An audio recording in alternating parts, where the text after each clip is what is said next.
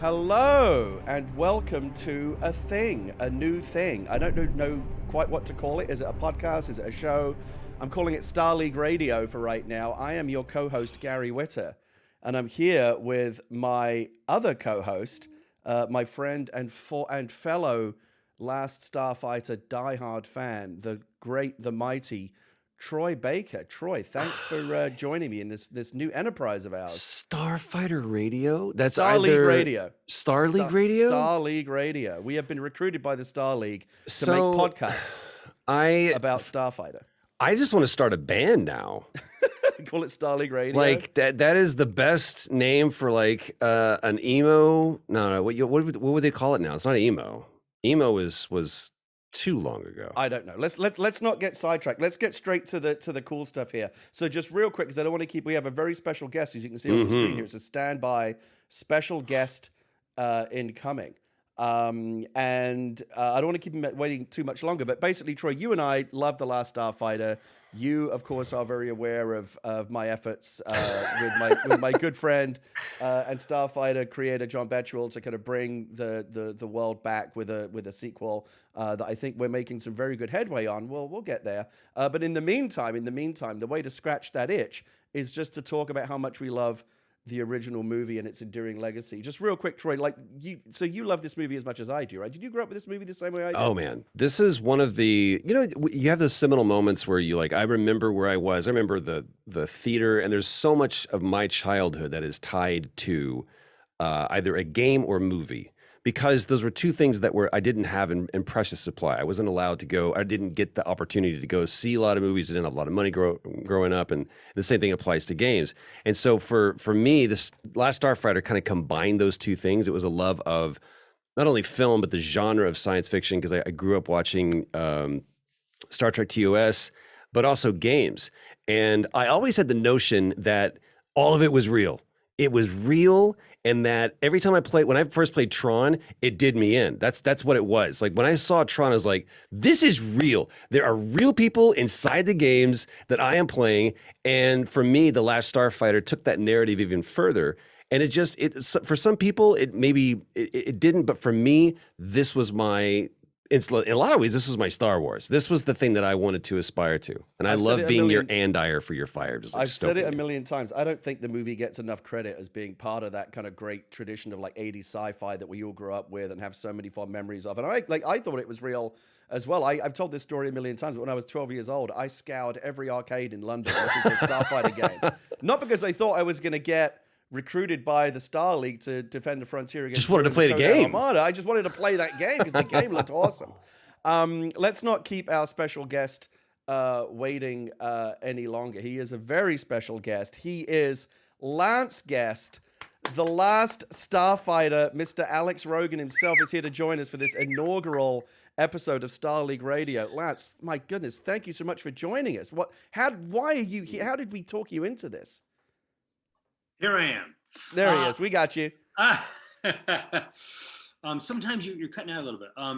But how did you get me into this? I don't know. We had a conversation on the phone. You ran the sizzle reel, and I called John, and he said, call Gary. I said, okay, I'll call So Gary. yeah, just a little bit of history there is, again, John Betchwell, who's the writer of the original film. He and I are good friends. We've been working now for several years to try and bring the movie back in the form of a sequel, a reboot, whatever you want to call it. And John connected. I know that you responded really. You loved the sizzle. John connected us. I've been able to talk to Nick Castle and Craig Safan and all these amazing people that worked on the original movie, and hopefully we'll bring some of those people on for subsequent episodes. But what a great way to start with this podcast, this show that is dedicated to how much we love The Last Starfighter, than with The Last Starfighter himself, the star of the movie, Lance Guest. Lance, I didn't even know, you mentioned you've been doing a lot of these recently, right? And it's not because there's necessarily been like a sudden flurry of interest, but over time you've accumulated a lot of interview requests, and you just kind of felt like you needed to bash them all out. I basically went to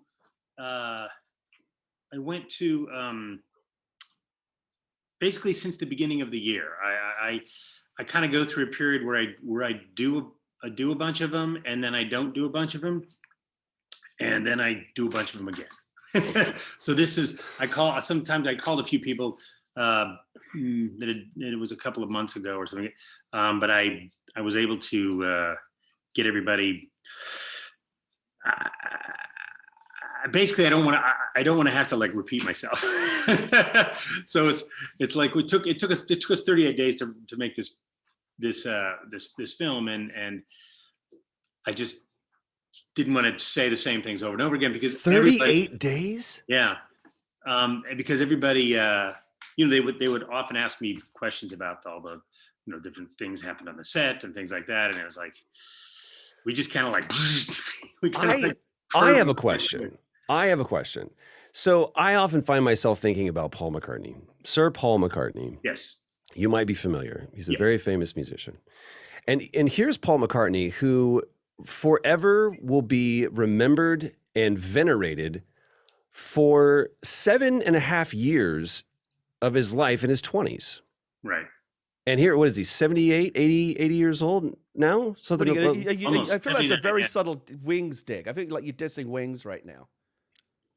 Look, we can talk about both cherries if we want to, but "Live and Let Die" was a great song, but no one's going to be like, "That's the guy that wrote "Live and Let Die." It's going to be Lennon and McCartney. So I have a tendency, and I remember, I'll just share a very quick anecdote. I was in at a convention in a bar, and the people who ran the convention had the presence of mind to put all of their celebrity guests in one hotel and all of their con guests in another. And so we had free reign of the hotel, and we were down in the bar having a drink. And I'm talking to one person, and I look over, and there's Martin Kove from Karate Kid. He played the bad sensei in Karate Kid. And he's just sitting there with his arms folded, and he's not dogging me, but I was like, it's the exact posture that he had in the movie. And I go, man, I'm sorry, you're terrifying me right now. Like that's a place that you had in my childhood. And he goes, isn't it funny that the role that got you in the room is the role they won't let you escape? And I'm curious for you, how old were you when you did Starfighter? I was 22, almost 23. I wasn't a human at 22, 23. I was a sack full of hormones running around with one of two aims, how to get booze or a girl. That was the two things that I had. Here you are on the set of what would be, you have no idea in 1984 what this movie is going to mean to two yahoos, one from Texas, one from... Where are you from? Australia? A lot Canada? Of yahoos. We're just two of them. London, England, thank you very much. So the question that I have is how do you mind this being the thing is like, there's a lot of things that you've done, but do you mind this being the thing where it's like, you're fucking Alex Rogan from Last Starfighter?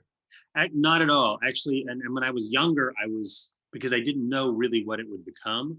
When I was younger, I was very, very, very wary and very sort of paranoid about being complete enough in any given role that I would only get cast as that same thing all the time. And it was a weird thing to be afraid of, because I guess I must have thought a lot of myself, but I had seen that happen where really good actors get stuck. They're really good in this one role, and then everybody only wants to see them in that role. Right. And they work pretty hard to not, because they know that that's a thing, that's a tendency of people to do. So they, change that. So but the truth is that I love the film, and I love that the response to the film, and I love that everybody sort of comes upon it. It wasn't like when it came out, it wasn't like, you have to see this film, it wasn't a buzz. There was no buzz at all. It's just people were like, oh, I was watching, all of a sudden I saw this movie on HBO, or, we wanted to rent a kids movie. So we were at the VHS store, and people came upon it on their own. And I always found that movies myself, when I would sort of discover something, it really meant something special. It wasn't somebody sort of jamming it down my throat at publicity time. So obviously publicity is good for a film to get made, but I think there is a sort of dynamic that happens when you discover something. It's really fascinating to think of, because we've all talked about this before, about how the movie didn't set the world on fire at the box office when it first came out, but it just stuck around, and people are still discovering it today. I think I told both of you this story in the past when we were first putting together the pitch for a sequel to the studio some years ago. I reached out to my friend Matt Alsop, who was lead concept artist on Rogue One, and I said, would you be interested in doing some concepts for this? It's spaceships, it's cool. And he said, you know what, I've never seen it. Let me go rent it on iTunes tonight. and I'll come back to you tomorrow and see if I've got anything for you. And the next morning, he emailed me and said, how have I never, oh my God, I watched it last night. How did I never see this movie when it came out? It's great. And he fell in love with it. And I think as a concept guy, part of the reason why he loved it, he loved the fact that the gun stars were designed by Ron Cobb, who is this kind of, this god of, of movie concept design. But he also just loved the movie. And I've always found it fascinating that it seems to be part of this great kind of cinematic tradition of the 1980s, right? Well, like I still think like the 1980s are the best decade for cinematic, like Hollywood sci-fi. You had Spielberg and Yes. Lucas and all the Amblin stuff was there, Tron and the Star Trek movies. There was just so much amazing sci-fi going on. And I think Starfighter is part of, it stands tall among all of those movies as part of that great tradition. But I digress. Lance, I want to take you back to the beginning.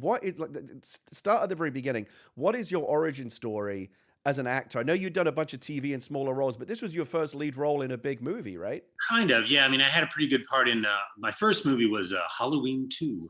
Who were you in Halloween 2? I was Jimmy, the whatever paramedic, ambulance. Did you get murdered? Well, in some cuts I do, and some I don't. Originally, I didn't. Originally, I didn't get murdered. Originally, I got knocked out, and then I come back at the end. Spoiler alert! But it depends on which cut you use, because the theatrical release had me die, and then nothing at the end. And then for some reason on TV, they decided to, use the cut where I sit up at the end.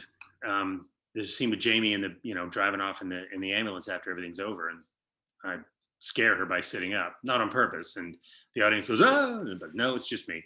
So, That seems like a pretty major plot point. yeah. But see, the thing is that I was nobody. I mean, I was like, it was the first thing I'd ever done, and Jamie had this whole thing where she this is the second movie she was going to do, and at that time she wasn't going to do anymore, and it's like, I think maybe they made the decision to say, I don't know this is a theory. It's kind of like she's been it for 2 movies now, and this is kind of her end thing, so stay on her and forget about that other guy. But I guess maybe I've done some more films since in the interim, and then when they made the TV cut, all of a sudden I'm like, hey, I'm alive. So you had done film and television before, but again, this was the first script that had come to you where you were going to be the lead, you were going to be the star. When you first saw the script, were you aware that you were looking at this for Alex for the starring role? Yeah. I mean, I did audition for, over the years. I pretty much started auditioning for lead roles almost immediately.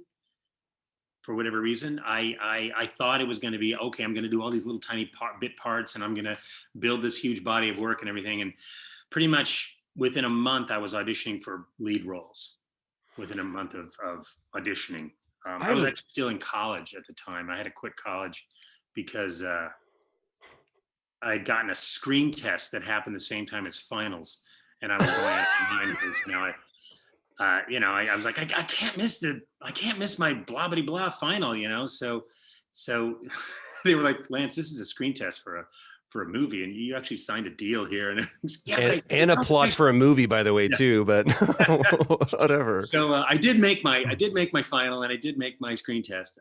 But that was, I had tested for at least 2 other things. I mean, sort of gone the distance. One was you might know, it's a sci-fi movie called Krull. Oh, what? My goodness. Now you're talking. Yeah. I tested. Wait a minute. And they flew me over on Concord. I stayed at in Hyde Park. I'd never been in a hotel before. I had my junior high school backpack and my ripped up Levi jacket and my fucked up tennis shoes and my bedroll, like a sleeping bag, because I figured I was going to do some traveling. If they're going to fly me to England, I'm going to travel. So I'm like 20 years old. And they flew me on Concord. So that's the thing where I want to stop you right away, because of course I never got to do this, and now no one ever will again. I taxied next to one once. What was it like flying? I know we're way off the rails here, but I got to ask you, what was it like flying on the Concorde? Very fast. I'd taken the red eye to JFK. I'd taken the red eye to New York, and so I was kind of burned out. But they set us on there, and they sat me next to the only other American on the plane. It was this guy from Arkansas. He was like a salesman. Americans sit together. Yeah, and it was just like, "Mom, kid," and it's like I don't know, 8 o'clock in the morning for me. And he's ordering Bloody Marys. He's like, Mom, man, everything's first class. You get whatever you want. And so he's ordering me all these, like, and I didn't really drink, so he's ordering these Bloody Marys and stuff. And it takes 2 hours or something 2 hours. to get from New York. I remember And the first time I flew first class internationally was actually when Disney flew me to London for Rogue. And it wasn't on Congo, but it was on a very nice plane, and it had those little pods, and it's like a totally different experience.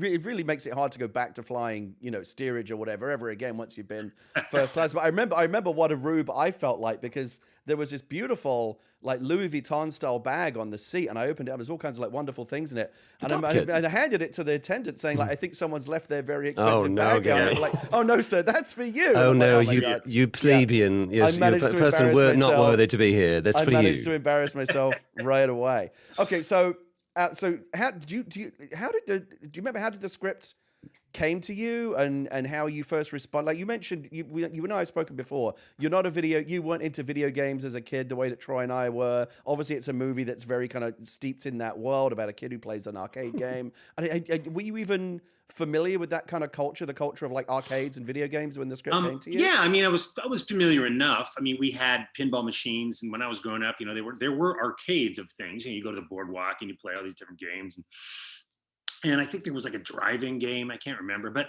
I didn't have a lot of money, so quarters add up.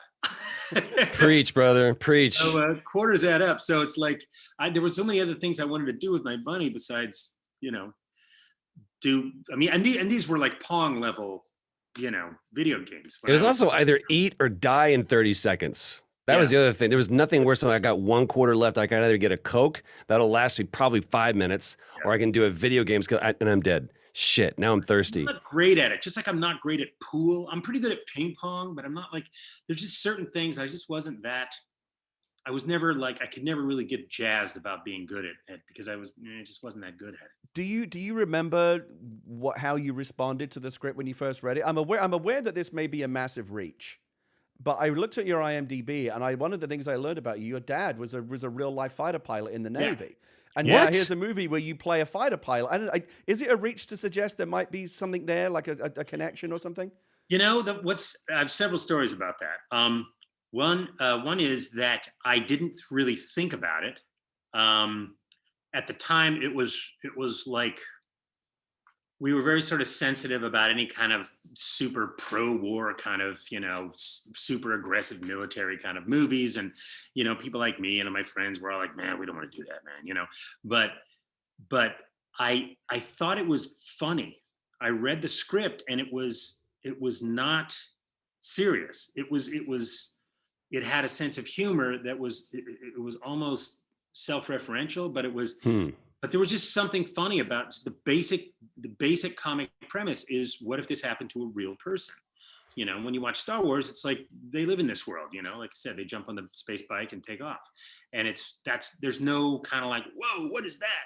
It's just, there's no POV. And this way, in our movie, I'm the POV. I'm like, what if this really happened? And and it's such a brilliant, I'm surprised that no one used it before, but it's such a brilliant premise of, it's not really about video games. The video game is the device. And it's the device to, obviously, I mean, it's so obvious. It's ridiculous that nobody thought of it before. And then, plays into your fantasies and stuff. And the other thing is that Alex wasn't like, okay, I expected this to happen, let's go be a hero. Right. And it wasn't that at all. It was like, hold on, I really don't really believe this, so let's, so that was out of the car tension that I had to kind of keep throughout the movie, because I thought that was important, and Alex is sort of a reluctant person anyways. He's sort of not a very trusting person anyways. He actually is abducted by aliens. He is a teenager abducted by aliens. He just did you see any of yourself in him? Like you said, both college age kids, humble upbringing, didn't have much, but dreaming of something better. I mean, do you feel like there was any connection? I don't mean to suggest that the town that I came from was at all a trailer park. I mean, we were tended to be on the rural side. All of our friends were sort of rural types, but the town that I grew up in actually had a lot of wealthy people, and now has ridiculously wealthy people in it.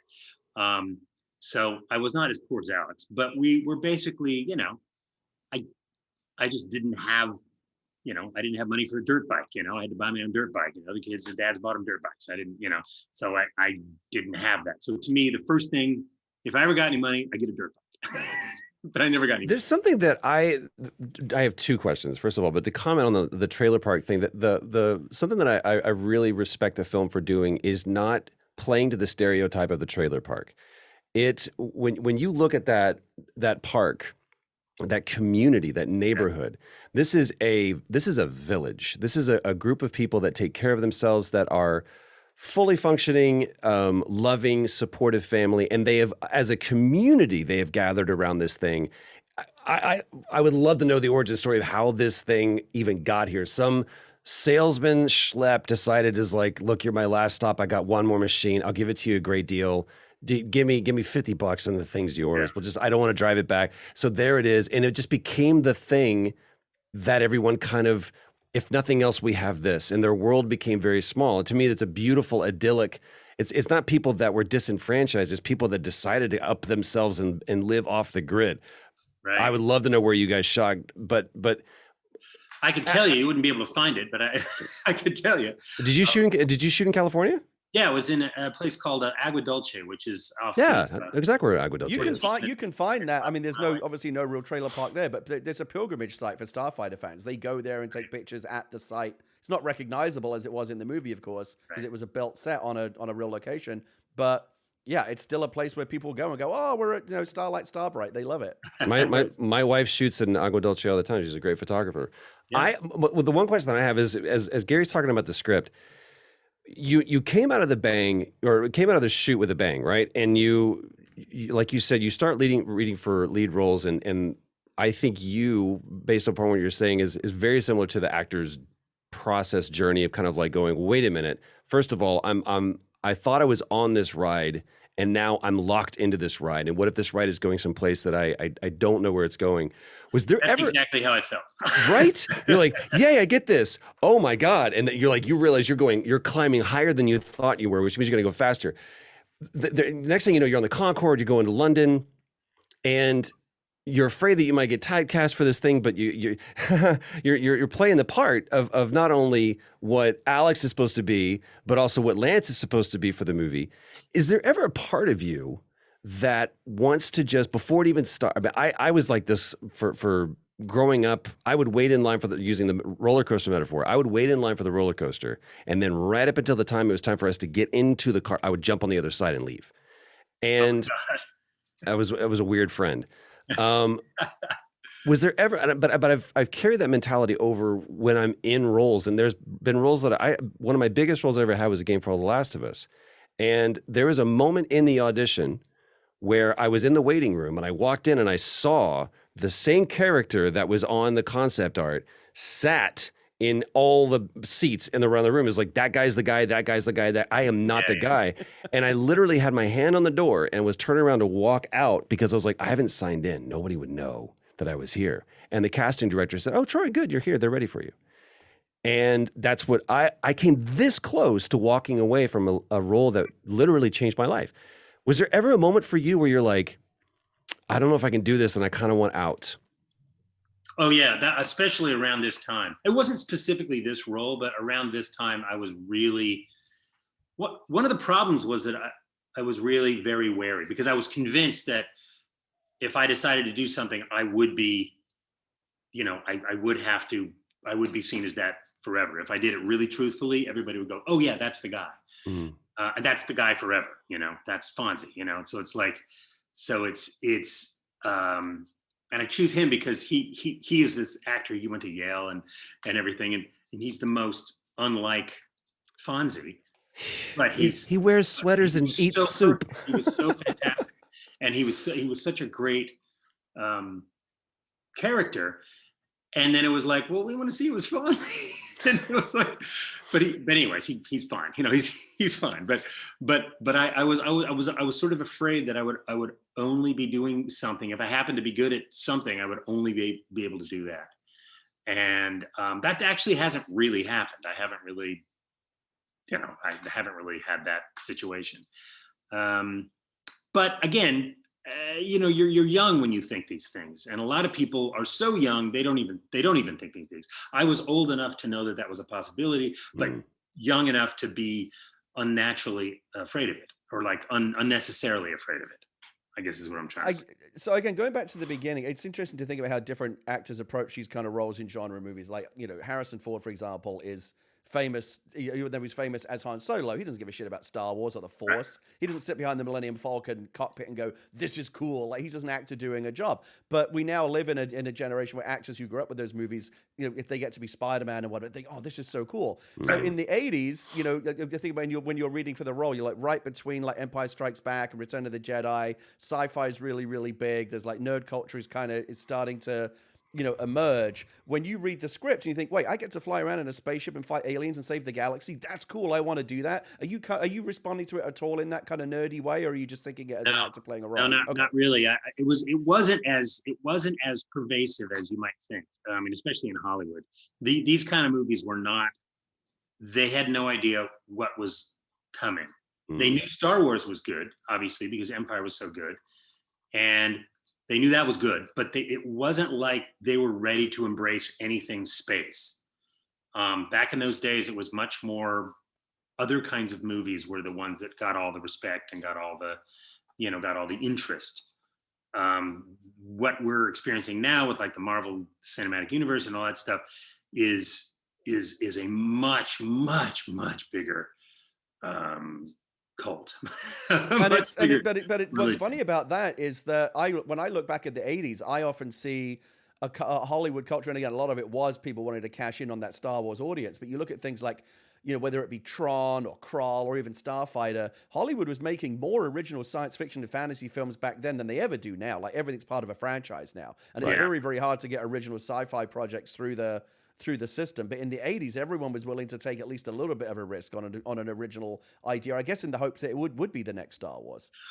Well, I mean, in my case, I was coming out of the era. Did you ever read that book, Easy Riders, Raging Bulls? Oh, sure. I Yeah. haven't. I want to read this So it's a book. great book, but it basically, my decade of movies was like 1969 to 1980. I mean, that was the decade of movies that I loved. Right. And I particularly loved them right around the time I was making The Last Starfighter. So there was a huge, from the kind of movies that I liked and the kind of movies that we were making, I didn't know what it was going to be. There was no Wow. I had no idea what we were going to do. I just tried to like make it as real as I could and make it as funny as I could and make it as, and What is- basically, what do I want to say? Deliver the script. I mean, usually I'm the kind of person, my process is I got to figure out what the writer's doing and what point of view the writer was trying to make, and then work with that. Do the best I can to find that. And that's why if I don't like what the writer was doing, I won't even read for the project. Do you remember So- going in to read and what kind of hoops they made you jump through to see if you were there, Alex? What was your audition like?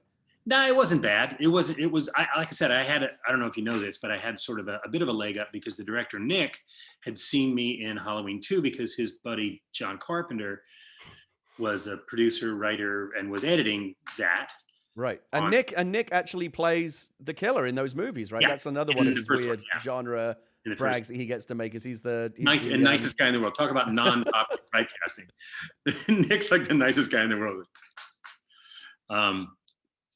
But yeah, no, it's So he knew you already, but so but he what was knew your- me, what and I your was audition kind like? of, I was 21, almost 21 when I made Halloween 2, and I looked very boyish. I had lots of big old curly hair, and I weighed about 140 pounds, and I was, just a string bean, and I looked really young. So I got cast as a lot of high school kids, even though the guy in Halloween was not a high school kid; he was a college kid. So my age jumped between 16 and 22. What an And what was- interesting. Sorry, go ahead. So go ahead. Nick. No, you go ahead, Troy. I was just going to say, what an interesting thing. I hadn't thought about this perspective of like someone who grew up in what a lot of people would consider the golden age of cinema, which would be the 70s, right? So you've got De Palma that's popping up, Coppola, Spielberg, sure, but really towards the end of the 70s is when Spielberg is starting to go, watch this, I'm going to take over the 80s. Yeah. But you do have these movies like you've got Raging Bull, Taxi Driver, the Godfather movies. You have all these like seminal arts of cinema. And here you are, you're like, that's what I want to do. That's what's going to get me into acting. The Last Star. This isn't Raging Bull.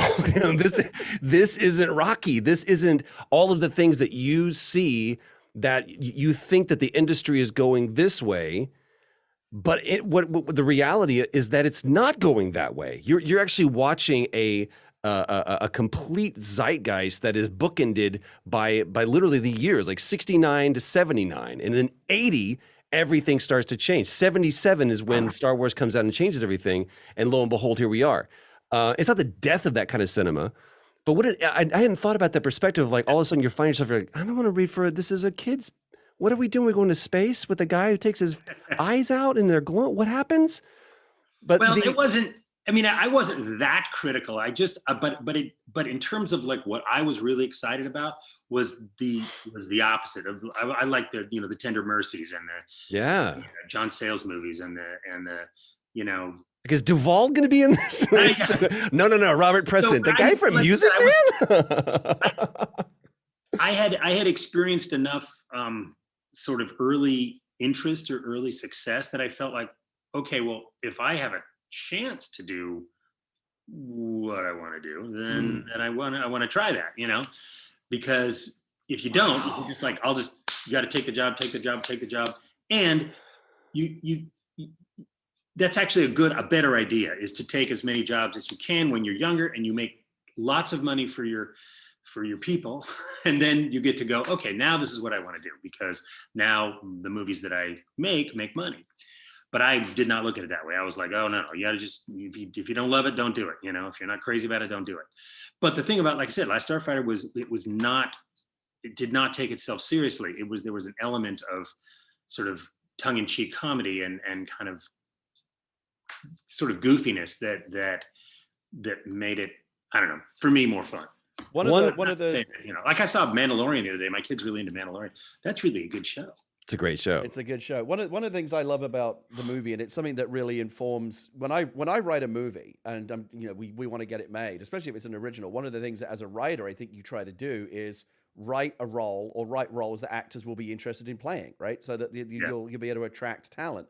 And one of the things I've always loved about the movie, and you can tell me, Lance, how evident it may have felt to you on the page, is that Alex is a really cool character. And I feel like from an actor's point of view, there's a lot to get your teeth into there. And also, let's not forget, you actually get to play two characters in the movie. True. Right. Alex and Beta, of course, has a completely different perspective on everything. I imagine that's fun. But again, when you first read it, did you kind of look at it and feel like, yeah, this is a character I can get my teeth into and do something with this? Actually, what part of it, you talked about my dad, and my dad, besides being a fighter pilot, he was sort of a mechanical, he was very mechanically oriented. So he always would build his own car, not build his own, he fixed his own cars. He always would buy used cars. We had like 8 cars at our house growing up, and he would buy 2 of them and use one for parts, and everything. And that I was always really impressed with that about my dad. And so Alex was sort of that kind of guy. So that was the exciting thing about him, even though he sort of shit talks the pickup trucks and everything of his friends. He's like a guy that can fix rebuild a carburetor or whatever, and so I kind of responded to that mostly because of my dad. But the question you asked was somewhat related to this. I'm sorry. So Wait, what was the last thing you said? So again, it was just, again, from an actor's point, again, so it's actually interesting research for me just to talk to someone like you, an actor, about what it is about a script when you read it that you respond to it. Again, looking at the movie and going back and reading the original script, I look at it and think, just as a study in screenwriting, there's a really great character there, right? It's a classic kind of Campbellian hero refuses the call, an original, a kid from nowhere gets plucked out of obscurity and realizes his great destiny, but it's done in a fun way. There's just so many great little moments of humor and comedy, and there's just a terrific arc of Alex going from, again, a kid who has big dreams, but then when the opportunity to realize a dream, like beyond anything he could imagine, comes along, he's actually kind of afraid of it and wants nothing to do with it, and then finally kind of adopts the mantle of, okay, my favorite moment in the movie is when, but my favorite, I get chills every time, is when you say maybe there is a starfighter left. I go, oh yeah, and then Greg, and I'm punching the air with Greg, going, yes, the movie is happening. I'm so I'm excited. so glad that worked. That kind of hero's journey. I mean, are you recognizing that when you first see it on the page and seeing kind of a classic kind of hero's story in there? A tribute to the writer, and not a tribute to me and my acting fears.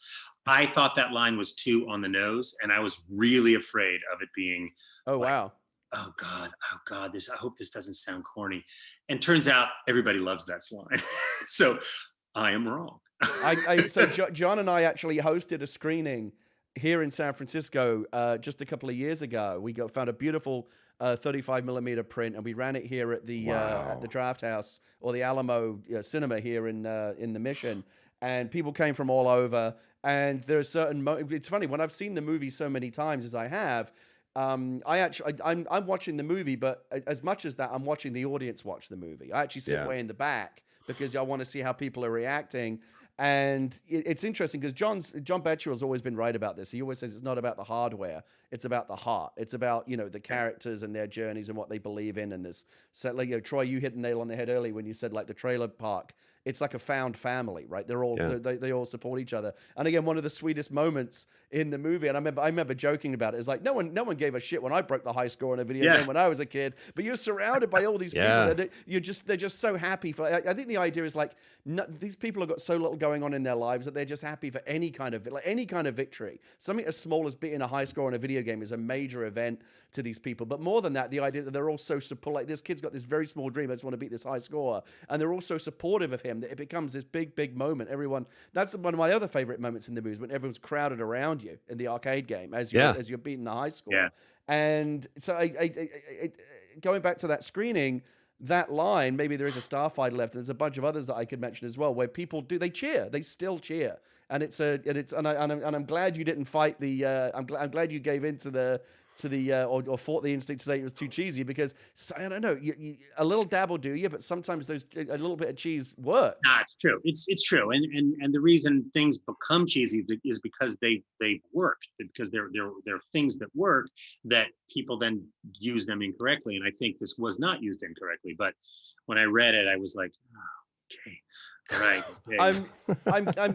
I'm curious. And I've had to say way worse things than that. I mean, it's so interesting to hear that one of my favorite moments in the movie was something that you were a little bit trepidatious about at the time. Looking back on the movie now, what are your own personal favorite moments from the film, and do they correlate with what you thought was going to work at the time?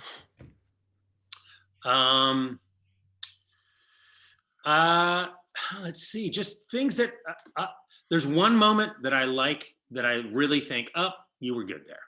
And that's when I step on the guy's toe. When I step on that guy with 5 noses, his toe, and I say something like, I didn't mean to step on your whatever that is. Whatever they are, or whatever. Yeah. I was like, okay, that and when I say to my mom, I gotta go, Ma, like, I'll be back for dinner type of thing, but I'm actually going out of the space. So, and those were really well written lines that I was able to find like a sense of spontaneity in. And what's so interesting about the "I gotta go, Ma," that's not said with levity. Yeah, that is said with it's such a bittersweet moment, isn't it? Yeah, and there's so much packed into that line. It's like, this is my destiny. I've got to do this. It's not college that I've been waiting for. It's not college that I would be disappointed that I didn't go to, which is so interesting that it mirrors, literally, that was the whole thing. Like, you don't get to go to the college that you want to go to. You know that you're going to have to stay here another year, and you're literally going through that as you're doing this movie. To me, the perspective of this, that how much it mirrors your life. I am curious because, like, for me, by and large, what I do is performance capture, which is we're not in the actual world of the film, right, or the game. We're in a Kubrickian white room with the suits with the shiny disco balls, the camera's right here on your face, and we're having to play make believe. Right. So from a kid in the hall who constantly got in trouble and had a vivid imagination, that's perfect for me because I can imagine the world. But it is invariably different. The movie or the game is always different than the one that was in my head while we were making it. while you were doing this, and technology in the last 10 years has grown exponentially. So you go back to 83, probably when you guys were Yep. shooting this. Yep. Um, the tools that were available to you are far more distilled and rudimentary than are what were given to me. Well, I have to say that what they had were like bang sticks, I guess they're called, where they were like things would blow up. Instead of having things blow up, they just put these two electrode things together and it makes a big spark. And so the light comes in on your face. So that, but theater training, because I did a lot of theater. I mean, when before that, prior to that, in high school and college, and you have to imagine a lot of stuff anyway. So we're pretty much, if you do theater, anything that happens off stage or over the head of the audience or anything that you're supposed to imagine, you're really taught how to process that and what's real and what's not. And so the fact that it's just a bang stick or it's just a piece of tape or it's just somebody saying plane or bomb or whatever, you can react as if the real thing happened. You know what I mean? For If you've sure. only done movies, a lot of times it's harder because you don't do a lot of, you don't have a lot of experience with that. I mean, everybody. It's not, acting's not that hard, but but but I, people always ask, how did you do all that stuff when there was nothing to react to? Because we had no idea what those gun stars are going to look like. This is the first time they've ever done anything like this. They've ever done 3D, CGI, and nobody knew, including the directors and the producers, and they were just kind of rolling the dice. That's my question: is how different with the movie that you play out in your mind as you're making it? How one-to-one is that for what you're watching when you're sitting there in the screening room or you're there in the theater for the premiere and the credits roll and you don't even know that that's what the font of the movie's going to look like. There's nothing about this that you have seen conceptually. How different or how similar was it to you when the movie was in your mind? It was hard because I did a lot of looping because I was the main character, so you end up doing a lot of several hours of ADR, and I saw basically a black and white version of the whole movie almost, and the special effects would just be like missing scene. It would be a black screen. So I didn't really see the effects. The climax of movie. I knew what the movie was going to look like. I was mostly concerned with my performance. Am I believable? Do I suck? That's pretty much what I was concerned about. But then when I saw the effects, I was like, wow, they did that. I mean, they would, because I knew how much work went into it, and I was pretty impressed. Although it wasn't like what I was used to. Like Lucas used models and things like that, so those were more dynamic. They moved quicker, they moved faster. They because they were models, they were real things. I was just kind of like, huh, look what they did there, and that's not real. That's actually just a thing that somebody drew and they made this happen and they did that on a computer, and I didn't know anything about computers. So, if you grow up watching, whatever, Star Trek or Star Wars or anything where there's space battles, you kind of know what a space battle is. That's I had the experience of anybody watching a movie before 1980 about what a space battle was. So this was very different. This was very unusual. And one of the sort of the advantages they told me originally was that they could say start on my face, and because I had a screen in back of me, like a blue screen, or at that time it was blue screen, they could start on my face and then go sort of hit the effect in the same shot. And so that's what, to me, what was kind of cool. They could do that. Of course, not if I was blue, when I was wearing blue. I have a story about that I tell everybody, but never wear green on a green screen, right? or on a Zoom call. There wasn't green screen. But I mean, back then it was blue screen because that's what they used to use. And I wore a shirt like this, and I had blue eyes, and I had all these things. And so we got to the scene where they had that, and they're like, "Uh-oh, we're locked into this wardrobe and stuff. What are we gonna do?" And I said, "Does it have to be blue?"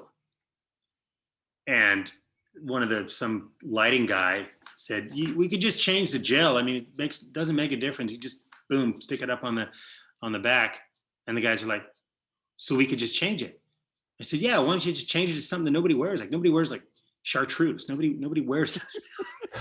and then they did it. And the next day I was like, oh good, you could do it yellow, you could do it orange, you could do whatever. They just key it out. I'm sure they can do that. I don't understand anything about computers.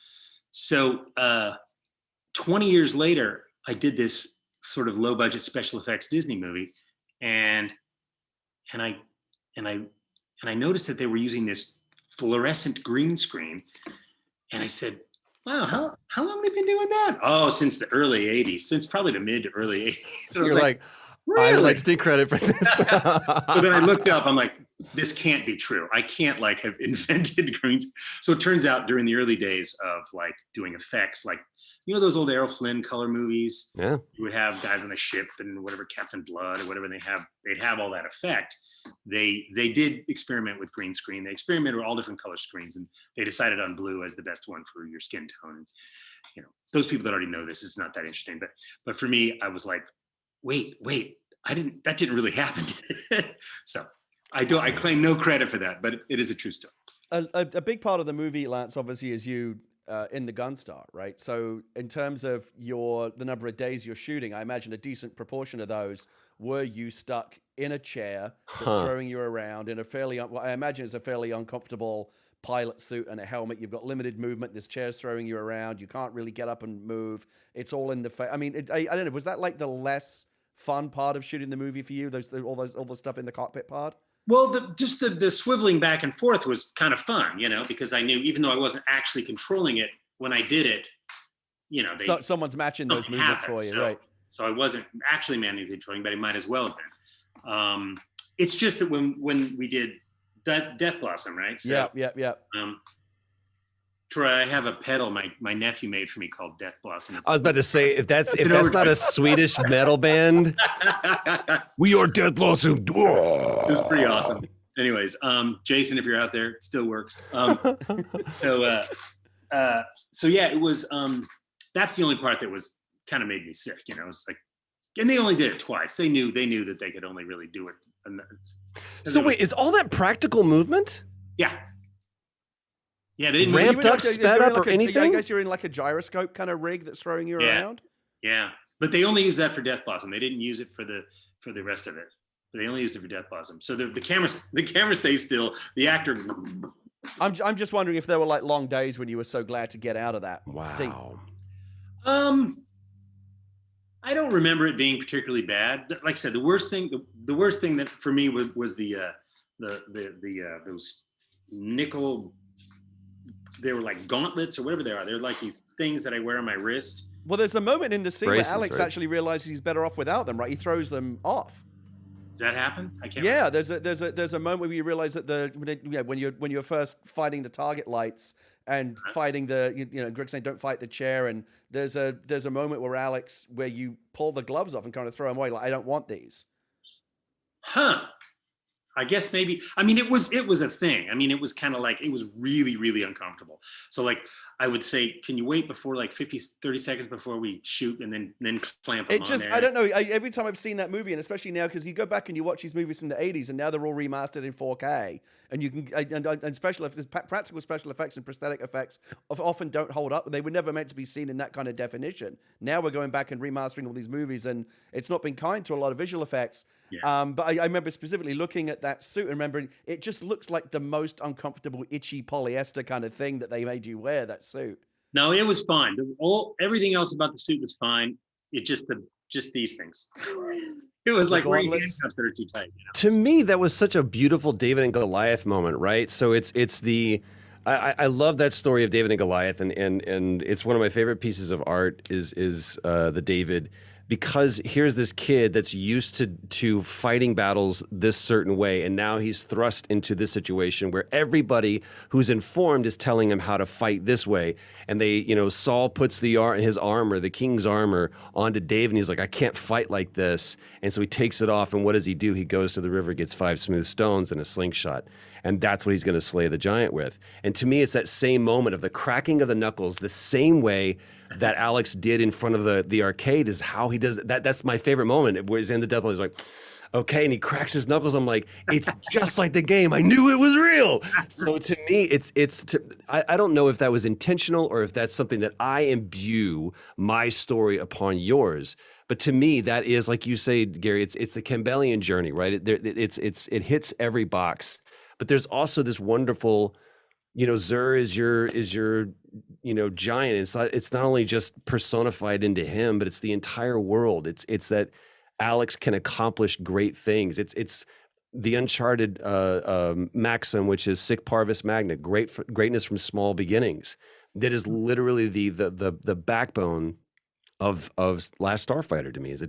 You don't have to come from royalty. You don't have to come from wealth. You don't have to you make your own fortune, because somewhere out there that opportunity exists for greatness. Well, that was certainly the intention. I think that was John. John had a very sort of Arthurian intention for that whole thing. And Yeah, John was I think that was Nick's idea. Fascinated with the Excalibur. It was not my idea. The knuckle cracking was not my idea. Really? That was a direction. Yeah, that was a direction. Wow. Give credit to the Well, credit to you though. It feels like a choice. You know what I mean? There's a lot of times when and so this is the moment where Alex cracks his knuckles. You're like, I don't really crack my knuckles. And like you said something earlier on where it's like, I wanted to make sure that I did this with truth, but I was afraid that if I played it with too much truth, that nobody would see me outside of that role. And dude, I will confess to you right now, the second that we got on this call, I look, and no matter, your hair is different, there's a beard, but it's brother, it's those eyes, man. And that is the eternal part of us, right? It's the fact that I look into the eyes of Alex, but I see that you're this own person. So if for no other reason, I'm here to tell you that your career is obviously extended beyond the role of one thing that you did in a movie that came out in 1984, but you did play that thing with such truth that I believe that it was real, and so did Gary. Yeah, absolutely. I mean, it's one of those things that happens when I always say this all the time. I personally believe that you should give every movie that gets made an Oscar just for getting made, because once you've seen how the sausage is made, you know how difficult it is. All the planets have to line up in just the right way. 99% of the time, it doesn't happen or it doesn't work. They could have maybe special platinum Oscars for the movies that are actually good, but they should get them just for being made. A participation award for every kid. Every now and again, and sometimes it's talent, sometimes it's luck, sometimes it's a combination of both. Things just come together in the right way, where you cast the right actor in the right role, you have a great script, you have the right director, you have incredible. We haven't even began to talk about Craig Stefan's music, which is I think is one of the great underappreciated soundtracks of the 20th century. It's just so soaring and triumphant, and one of the reasons why that sizzle reel we put out worked so well is because Chris Tilton, who did that incredible reorchestration of the music, it just gets you right in the feels. Yep. As the young people say, like it's just, you feel it. It has that incredible sense of triumph, and I remember picking up the extended edition of the CD at a comic convention a few years ago that had like some of the tracks that weren't on the original release, and it just, like, when I was working on the sequel, I just had it playing constantly because it just puts you right in that mode. But Lance, so I want to go back to you and your experience on the movie. When you and I first spoke, just kind of chatting on the phone a few weeks ago, I was already doing the Chris Farley thing, right? The Chris Farley interview from SNL. Remember when you did Death Blossom? That was awesome. I was just doing that. I spent the whole time with Lance. Is there a question there? No, yeah, just wanted to say that was awesome when you brought the Codan Armada. That was just the most fun. And I asked you what it was like as a young actor, because you get thrown into the deep end here a little bit against these titans. People that have been acting for 40, 50 years before you come along, Robert Preston and Dan O'Hurley, who I think the majority of your scenes in the movie are with those two characters. And I asked you if that was intimidating for you as a young actor, but what you said to me, and I thought was interesting, was no, you actually had a blast playing alongside those guys. Yeah, because they were so they weren't what you had kind of heard about every, actors have been around forever, and they don't like to rehearse, and they don't like to come out of their trailer, and they don't like to be bugged, and they don't like to, and I was up against this thing, like I'm the lead guy in this movie, and we gotta make sure that, like, I tried to get him to rehearse a lot, and I was kind of afraid of doing that because I didn't know how they would react. A lot of times, older actors a little bit like, yeah, we'll do it on the set, no big deal.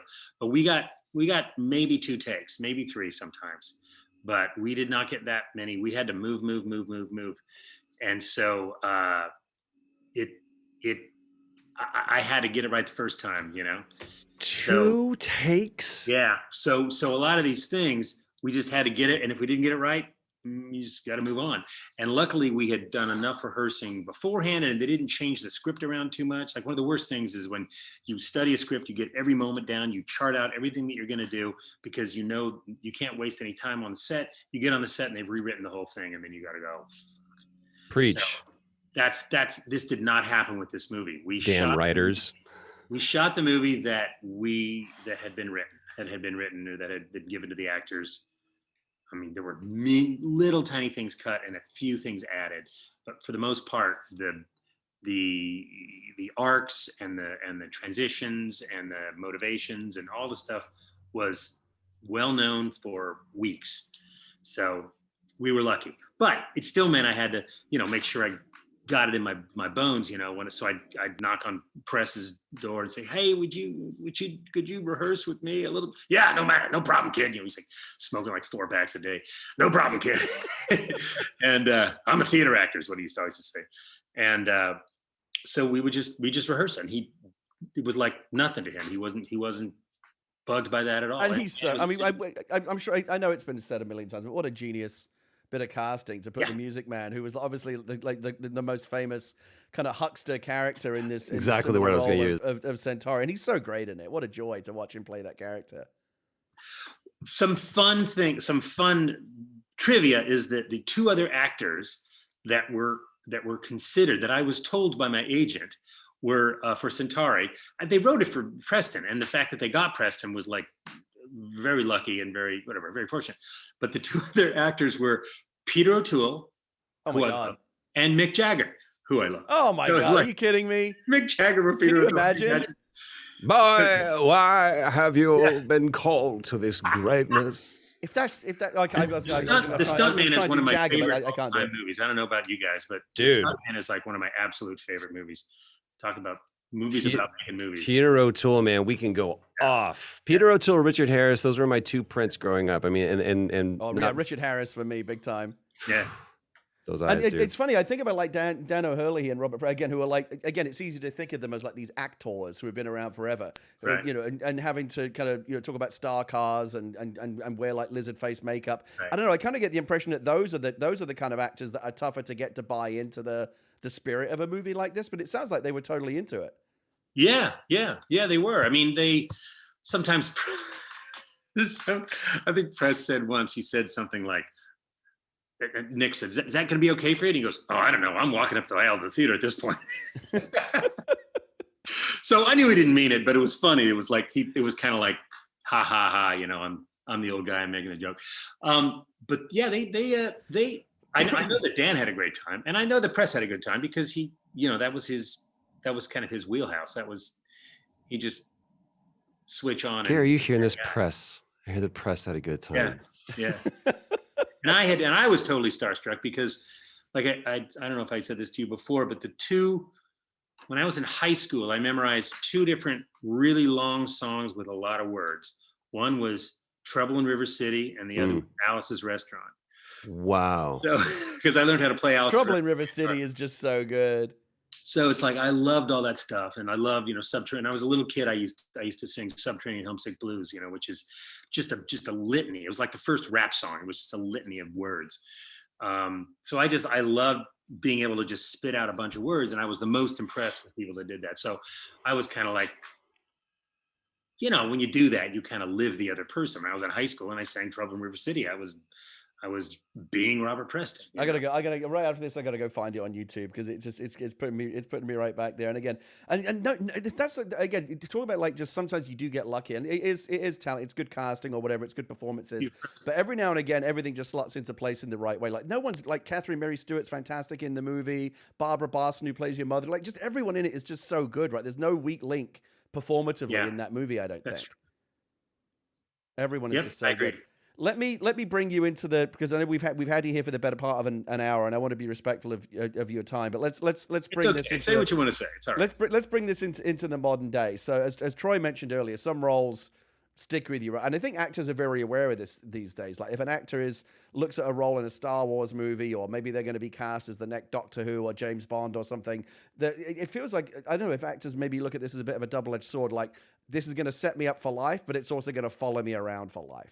Like I think that's often the experience for obviously Mark Hamill will always done a million different things, Making amazing these things. Will movies always be till Luke the end of Skywalker. Pardon? So I'm just, obviously but it seems like something that you consider much more of a blessing than a curse. And I know that you're very, very active on the convention circuit, and you probably have had more of a front row seat than anyone in terms of the enduring legacy and the appeal that the movie still has to the affections of fans to this day. Just talk to me about a little bit about that experience of like, does going to conventions? Obviously, this past year was kind of a wash, but up until that point, you go to these conventions, you meet these fans who are just so thrilled to meet you and want to tell you about how much the movie means to them. That's got to be a blessing for you, I'm sure. Well, I mean, what's weird is that after making the movie, there was nothing.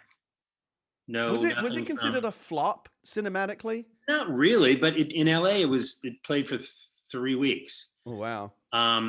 Across the country, it played maybe 2 months. So when I was in LA, nobody my age had seen it because I was in my early to mid 20s, and some like my nieces and nephews saw it, but that's because I was in it. And Hollywood did not. I would go to an audition and they wouldn't go like, "Oh yeah, you were in that movie that I like so much." No, nobody ever said anything. And then I would go to small towns. I'd go to a little town. My friends live up in this small town up in Oregon, and everybody knew I was in town. And then I would go to a place. I would go to some place in Illinois, or I'd go someplace in New England. I was just all of a sudden I was this really, really famous person. And that's the only time I ever felt any of that stuff. And then later, when I began to sort of people who were 12 years old at the time became 20 years old or 25 years old, and they became my friends. Then they were like, "Oh yeah, we used to watch that every day." But it came on very, very slowly. And then was it like the VHS age, like the home video age that you think where it found its feet? Yeah. So I just had kind of gone like, well, do something else, try to do some other. It's fascinating to me, and I still find it very strange that, again, we talked about how all the great original sci-fi movies, and especially like the big Spielberg Amblin type things, were all popping off in the 80s, and there were so many big sci-fi blockbusters, and Starfighter checks all of those boxes. It's so in the Amblin tradition. It's so one of those movies, and I find it baffling to this day that it wasn't as big a blockbuster as some of the others that came out around that time. But as you said, there is this pantheon of movies, and I think Starfighter is one of them. Shawshank Redemption's another one. Office Space, weirdly, is another one where they kind of came and went at the box office, but then they just stuck around, and people discovered them on home video, and when it came on TV, and now streaming. Obviously, things are accessible in a whole new way, and you realize, oh wow, this movie actually was a massive hit, just over a much longer period of time than the usual kind of theatrical window. I'm just wondering at what point, like, again, you were doing these conventions, you've been doing it for a long time. At what point did you begin to realize actually this movie was a hit? It was just kind of a slow burn hit. Definitely at the conventions, because I started doing them probably 22 years after the movie came out. Oh wow. So that wasn't really the platform for it before then, right? It was kind of like you went to a comic book convention for comic books. You didn't go. Yeah. And oddly enough, I got in because of horror movies. I've done a bunch of horror movies. Right. And which I don't go see. I don't. I'm the same. But then did you find more people were coming up to you because they knew you from Starfighter than from the horror stuff? Well, eventually, but like I started in conventions because I did Halloween and Jaws and these other things, and so two others that weren't really famous, but yeah, that's how I got in. And then a lot of people were like, "Wait, you were the guy in The Last Supper?" Yeah, I was. Here's my picture. So it was at the beginning. It became like they didn't really make the connection. It's fascinating to me. Again, I have not. Yeah, again, I've not been involved. Obviously, not been involved. I'm only involved in Starfighter in terms of this effort to bring it back. But I just had this one experience that was really affecting both to me and John, because again, we got this print. We put it on. It was actually some friends of mine that do these kind of repertory screenings of like classic movies at the Alamo Theater here. And they said, we have this print. Would you be interested in coming and introducing the film? I said, I'll do it if I can bring John, because John's really the creator, the guy that created this whole thing. He wrote the original spec script. I don't know how many people know this, but John is that classic kind of Hollywood story of he was waiting tables and he wrote a spec script, bidding war. Next thing you know, he's made a big movie. And I found that fascinating. I said, I want to bring John, and John and I had John introduced the movie, and then he and I did a Q&A about it afterwards. And then all these people, like nobody left after we were done. They all stuck around. And we Wow. realized, oh, well, everybody wants to talk to us. I was going to say everyone wants to talk to us. Everybody really wanted to talk to John. And he stood around for like an hour afterwards, just like meeting people. And again, like this is why we wake up in the morning, and I get quite emotional sometimes talking about this stuff. Is that when I remember, like, and it's gonna happen to me again now. I'm gonna get misty eyed. I can't help myself. But like when we did Rogue One, I introduced that movie at a private screening, and this little silver haired old lady came up to me after the screening, and you could tell she was all kind of like choked up, and she said, "Listen, I want you to know that May 25th, 1977, I was in line for the originals. I saw it on opening day before anyone knew what it was going to be. Wow. And I want you to know," she shook my hand and said, "I want you to know that this movie that we just saw made me feel like it was that day again." And I got really choked up.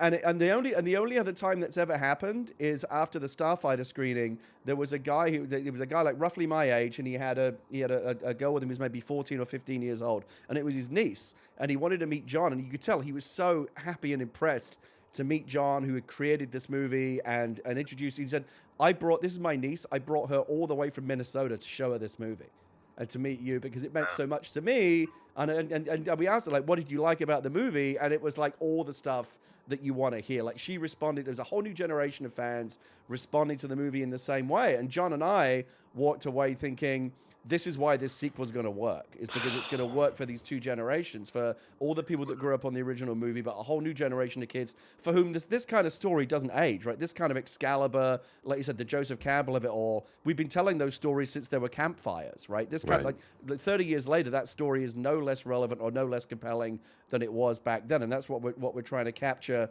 in the spirit of this new film we're trying to make. But again, Lance, we're almost it's going to be the 40th anniversary of Starfighter in 3 years from now. We're getting up. We just had the 35th. We're coming up on 40th.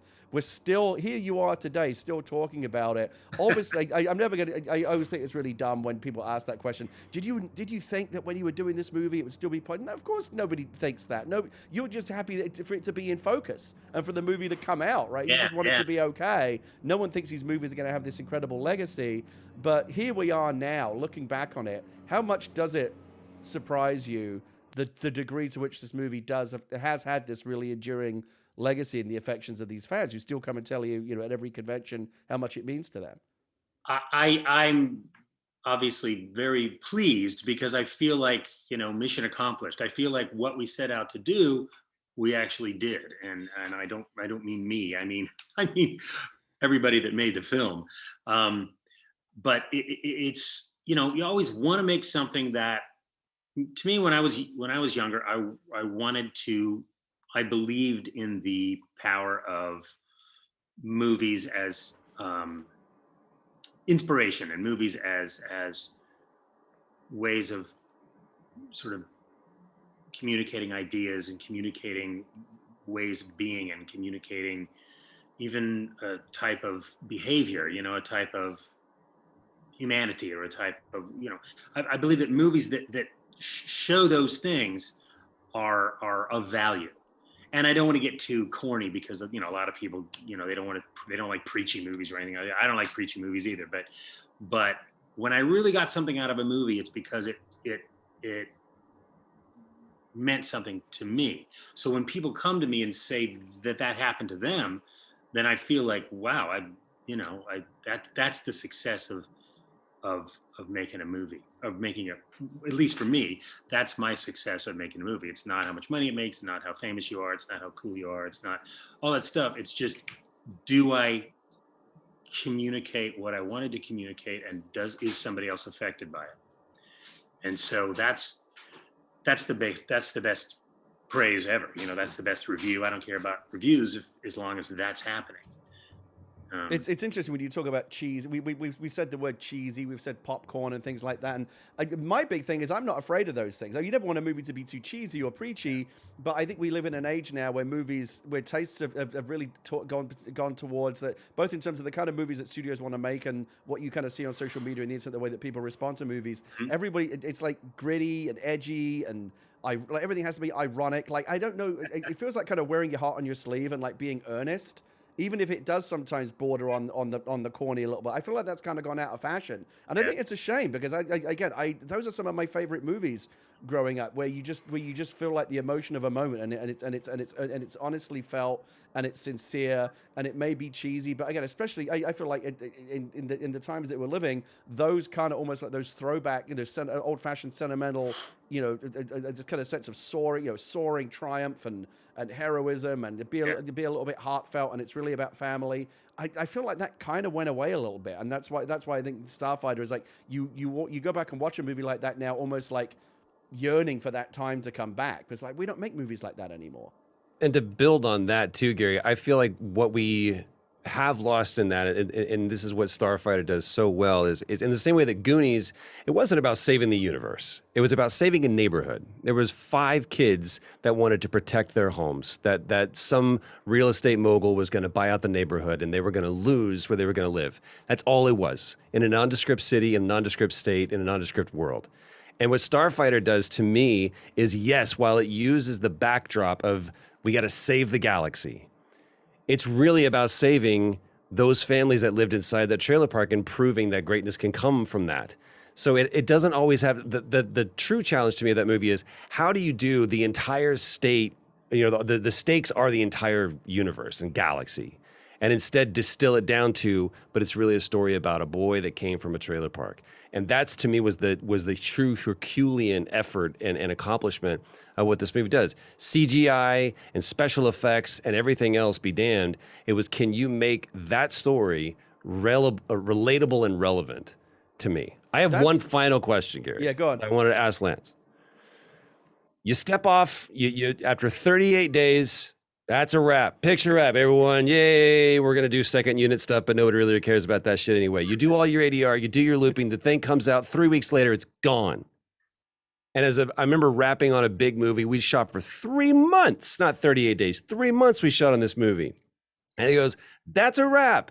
And a buddy of mine looks at me and goes, well, back to the auditioning circuit. And I went, what? Because I thought this was it. We're done. And he goes, you think I got a script tree in my backyard? No, man, I work for a living. So here you are, 3 weeks later, the movie's in and out. It's gone. Do you think, for you, that story is done? Or to you, is there an itch for you as well to go, there's more of this, there's more of Alex, there's more of this world, there's more of this universe, there's more to the Star League than what we left on that set? Just a personal opinion. I have to say, I did notice in the script that Zur escapes. So I thought, well, yeah, they're gonna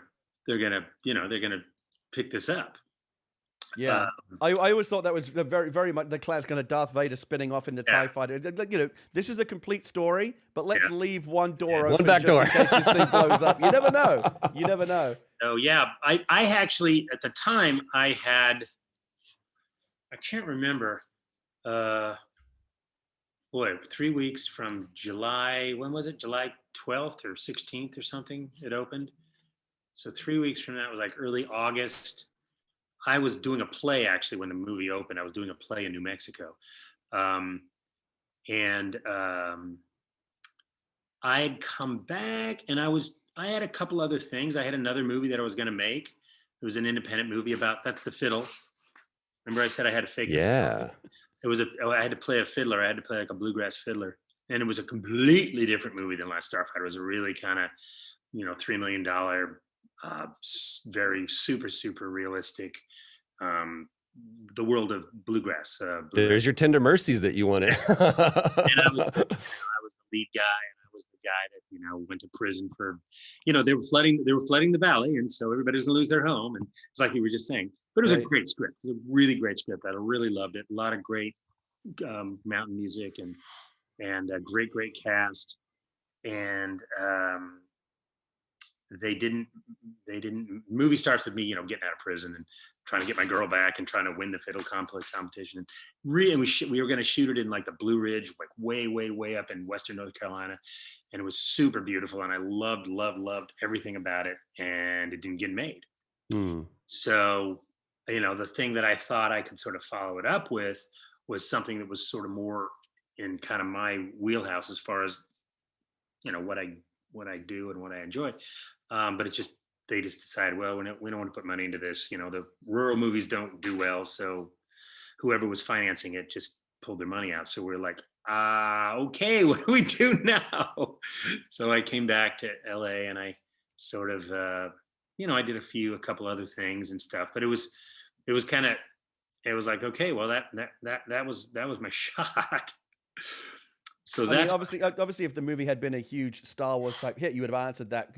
Yeah. Then it becomes a commercial imperative to answer that question Yeah. much quicker. Right? It's like, well, now we got to make the sequel. But what's interesting about, and just to kind of wrap this all up, of course, going back to what we said earlier, some movies emerge as hits over a much longer period of time. And again, I think at this point you can call The Last Starfighter a hit movie, if not during its initial theatrical run, but over time, in the course of, the fact that there's a lot of movies that were big hits back in the 80s that no one even thinks about anymore. Right, but Starfighter, I think, has stood the test of. That's the real key. Is like, is it going to stick around? And like I said, here we still are, 40 years later. I believe there's a case to be made for a sequel, which is why we're pestering the studio, John and I, about it right now in a way to bring it back. And I hope we'll get to do that. But in the meantime, we at least get to talk about this movie that we love. Troy, if we decide to do more of these, I would love to get John on here. Maybe Catherine Mary Stewart would like to come on, and Nick Castle. But even if we only do this one, what a privilege it has been, and how much fun it has been, Lance. Thank you so much. We got to talk to one of our childhood heroes here, Alex Rogan, the Last Starfighter himself. This has been a real treat. I'm gonna play our little outro music here. Stick around, Lance. Stick around, Troy. I'll talk to you after the show. But this has been Star League Radio. Thank you so much.